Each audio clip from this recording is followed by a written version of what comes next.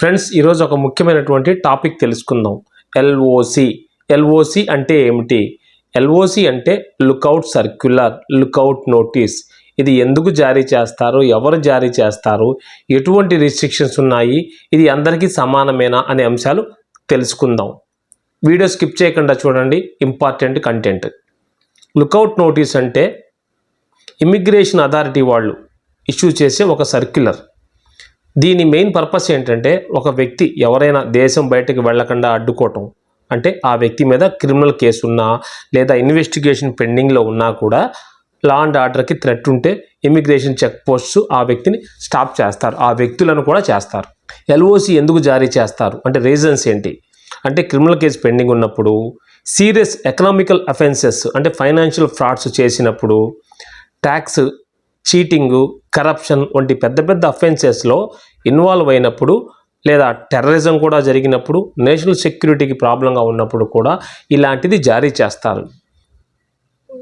కొంతమంది కోర్టు లేకపోతే police investigation నుంచి తప్పించుకోవడానికి ప్రయత్నం చేస్తారు. ఆ అవకాశం ఉన్నప్పుడు కూడా వీళ్ళు చేసే అవకాశం ఉంది. దీనికి లీగల్ గ్రౌండ్స్ ఏంటంటే, ministry of home affairs guidelines ప్రకారం ఏంటంటే ఎల్ఓసిను బ్యూరో ఆఫ్ ఇమిగ్రేషన్ అనేవాళ్ళు ఇష్యూ చేస్తారనమాట. అంటే రిక్వెస్ట్ చేసే అథారిటీ సిబిఐ కానీ, ఈడీ వాళ్ళు కానీ, పోలీసు, ఇన్కమ్ ట్యాక్స్ డిపార్ట్మెంట్ వాళ్ళు, స్టేట్ పోలీస్ కూడా ఇది రిక్వెస్ట్ చేసి తీసుకొని జారీ చేస్తారు. రీసెంట్గా శిల్పా శెట్టి, రాజ్ కుంద్రా వారి మీద ఎల్ఓసి ముంబై పోలీసులు జారీ చేశారు. అది ఎందుకనేది నేను చిన్న షార్ట్గా వివరిస్తాను. లుకౌట్ సర్క్యులర్ ఇది శిల్పా శెట్టి మరియు రాజ్ కుంద్రా మీద చీటింగ్ కేసు అంటే 60 కోట్ల మోసం కేసు కింద నమోదైంది. అందుకు కారణం ఏంటంటే, Mumbai police economic offence wing కింద వాళ్ళు ఎల్ఓసి జారీ చేసి వారి విదేశీ ప్రయాణాలను తాత్కాలికంగా నిరోధించారు. ఈ ఘటనకు కారణం ఏంటంటే, ఈ కేసులో దీపక్ కొఠారి అనే వ్యాపారవేత్త చెప్పారు, శిల్పా రాజ్ వారు కంపెనీ వారు 60 కోట్లు తీసుకొని వాటిని కంపెనీ డెవలప్మెంట్ కోసం అని చెప్పి వ్యక్తిగతంగా యూజ్ చేసుకున్నారు పర్సనల్గా. ఈ అంశం మీద ఏంటంటే జుహు పోలీస్ స్టేషన్లో ఎఫ్ఐఆర్ నమోదైంది. అంటే ఫస్ట్ ఇన్ఫర్మేషన్ రిపోర్టు ఆర్థిక నేరాల విభాగం అయింది. అంటే Bharatiya Nyaya Sanhita section 403 cheating, 406 criminal breach of trust, 34 అంటే common intention for those things అని ఎఫ్ఐఆర్ నమోదు చేశారు. వారి లాయర్ ఏం చెప్పారంటే, ఇది సివిల్ కమర్షియల్ డిస్ప్యూటు కరెక్ట్గా లేదు ట్రాన్సాక్షన్స్ అని తెలియపరిచారు. అంటే చీటింగ్ కేసు కింద నమోదయ్యి వాళ్ళకి లుకౌట్ నోటీస్ జారీ చేశారు, అంటే దేశం వదిలి వెళ్ళొద్దని. ఎందుకంటే తరచుగా వాళ్ళు ఫిల్మ్ యాక్టర్స్, ఇండస్ట్రియలిస్టులు కాబట్టి వాళ్ళు అనేక ఊర్లు తిరుగుతుంటారు కాబట్టి వాళ్ళ మీద కొంచెం జారీ చేయడం తాత్కాలికంగా జరిగింది ఈ కేసులో. అంటే నేను వారి మీద జరిగినటువంటి కేసు వివరాలు బ్రీఫ్గా చెప్పాను, డీటెయిల్డ్గా చెప్తే వీడియో లాంగ్ అవుతుంది. అయితే ఇక్కడ ఈ లుకౌట్ నోటీస్లో సుప్రీంకోర్టు మరియు హైకోర్టు జడ్జిమెంట్ ప్రకారము ఇది సీరియస్ మెజర్స్ అనమాట. అంటే ఫండమెంటల్ రైట్స్ కూడా కొన్ని ఉంటాయి. అంటే ఆర్టికల్ 21 ప్రకారం రైట్ టు పర్సనల్ లిబర్టీ కూడా రిస్ట్రిక్షన్ అవుతుంది. ఎవరు ఈ లుకౌట్ నోటీస్ మీద ఇంటర్ఫియర్ అవుతారంటే issuing authority, bureau of immigration వాళ్ళు అనమాట. రిక్వెస్టింగ్ అథారిటీ, కొంతమంది ఒకసారి పోలీసులు కూడా రిక్వెస్ట్ చేస్తారంటే ఫ్రాడ్ జరుగుతుందండి, మీరు నోటీస్ జారీ చేయండి అని చెప్పి చేయడం కూడా జరుగుతుంది. ఉదాహరణకు హైకోర్టులో రిట్ పిటిషన్ ఆర్టికల్ 226 ఫైల్ చేసి ఎల్ఓసి క్యాన్సిల్ చేయించుకోవచ్చు. ట్రయల్ కోర్టుకి డైరెక్ట్గా ఎల్ఓసి మీద ఇంటర్ఫియరెన్స్ పవర్ ఉండదు. దీనికి వ్యాలిడిటీ ఎలా ఉంటుందంటే, ఎల్ఓసి 1 సంవత్సరం వరకు వ్యాలిడ్ ఉంటుంది. కన్సర్న్డ్ అథారిటీ రెన్యువల్ చేస్తే ఇంకా కొనసాగుతుంది, లేకపోతే ఆటోమేటికల్గా ల్యాప్స్ అవుతుంది. వాళ్ళు ఫ్రీగా ఎక్కడికైనా వెళ్ళవచ్చు. ఇప్పుడు శిల్పా శెట్టి, కుంద్రా గారు కానీ, వీరిద్దరు కానీ ఎవరైనా లుకౌట్ నోటీస్ ఉన్న వ్యక్తులు దేశం విడిచి వెళ్ళాలంటే రద్దయిన తర్వాత వెళ్ళే అవకాశం ఉంటుంది.